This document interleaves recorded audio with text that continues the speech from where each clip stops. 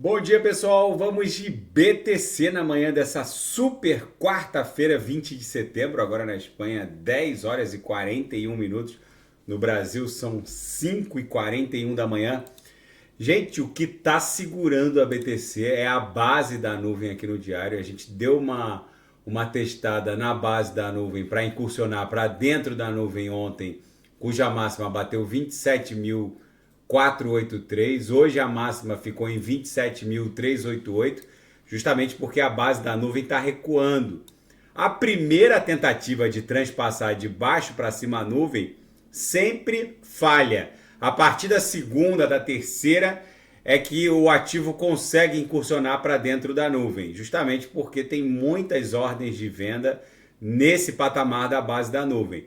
Só que se a gente transpassar, logo em seguida a gente vai encarar a MM200, que é essa linha alaranjada, que segue fortemente emborcada para cima e na projeção ela está coincidindo com o centro gravitacional da nuvem. Então se a gente romper, a gente além de ter que superar a base da nuvem, teria que superar essa LTB aqui, que está linkando todos esses topos, que é a aresta superior dessa cunha aqui que parece que se formou. Então é outra resistência. Então a gente rompendo esse patamar aqui atual de 27.140, 27.200, vai travar em 28 mil dólares, que é aquele nosso alvo lá no gráfico de 4 horas.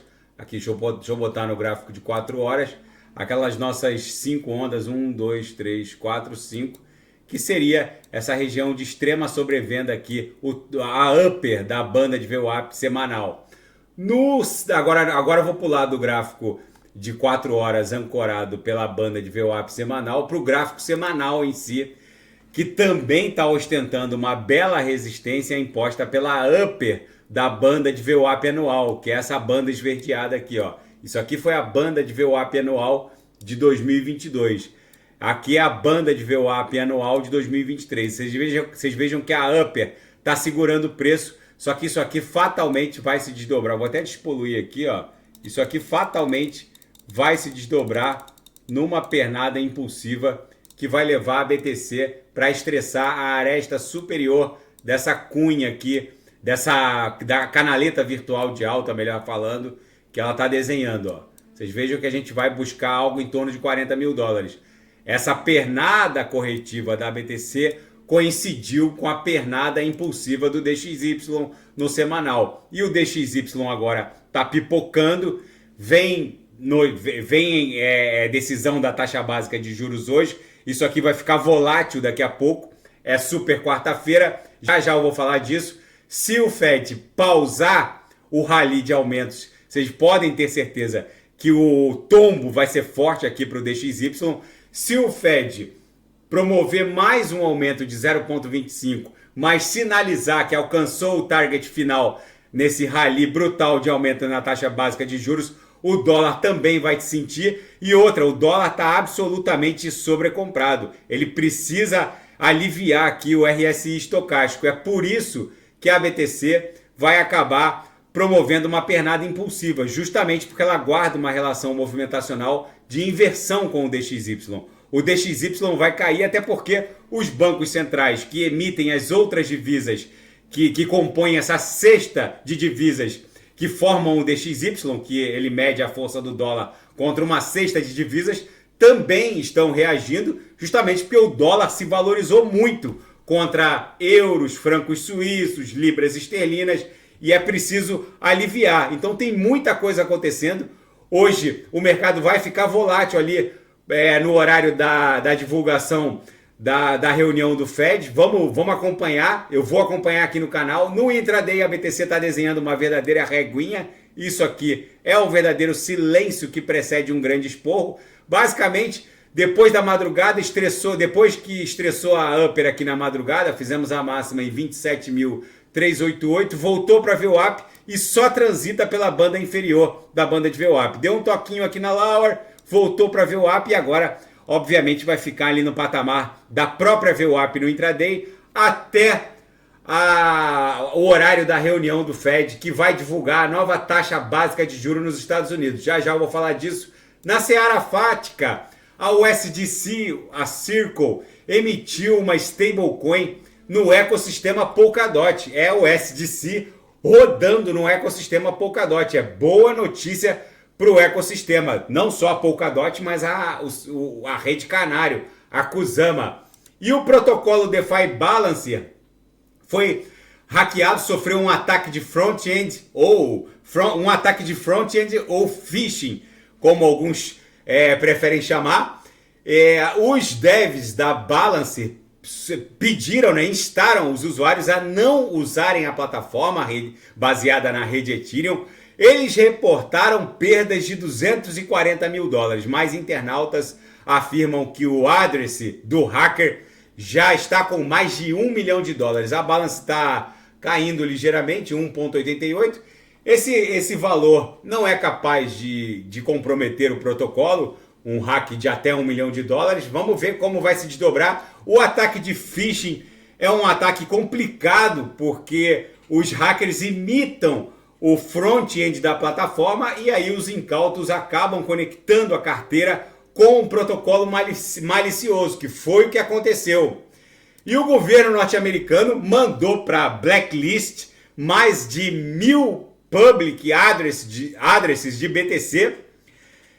Agora esses public addresses não podem interagir com as principais CeFIs, que são exchanges centralizadas do planeta, mas é muito limitada essa sanção imposta por jurisdições, como é o caso da norte-americana, porque esses addresses continuam interagindo com protocolos cross-chain, com outras DeFis, principalmente DeFis que não possuem acordo com a jurisdição norte-americana, protocolos que permitem a conexão com plataformas da Web3 de forma sem confiança a terceiros, de forma descentralizada, ou seja, é muito limitada esse tipo de sanção, fora que ainda há misturadores que são protocolos de código aberto, qualquer um pode fazer o copia e cola de um misturador na GitHub e promover a mistura e receber em outros ativos criptográficos, ou seja, é muito limitada essa investida do governo norte-americano contra mais de 1.000 public addresses que teriam as private keys controladas por hackers.